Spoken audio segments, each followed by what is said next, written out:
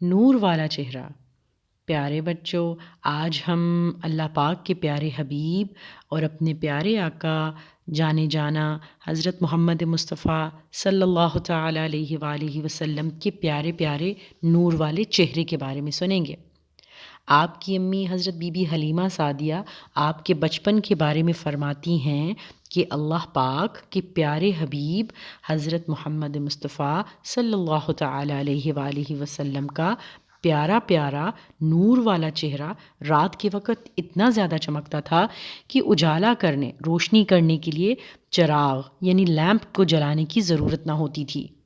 ایک روز ہماری پڑوسن خولہ سعدیہ مجھ سے کہنے لگی، اے حلیمہ، کیا آپ اپنے گھر میں رات کے وقت آگ جلایا کرتی ہیں کہ ساری رات آپ کے گھر میں سے پیاری پیاری روشنی نظر آتی ہے؟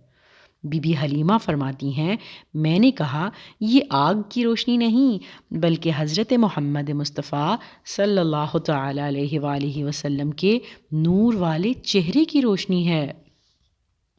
تو پیارے بچوں، اللہ تعالیٰ نے اپنے پیارے حبیب کو نور سے پیدا فرمایا ہے۔ ہمارے حضور سلطان دو جہاں ہیں۔ بے شک انسان تو ہیں مگر نور والے انسان ہیں اور سارے انسانوں کے سردار ہیں۔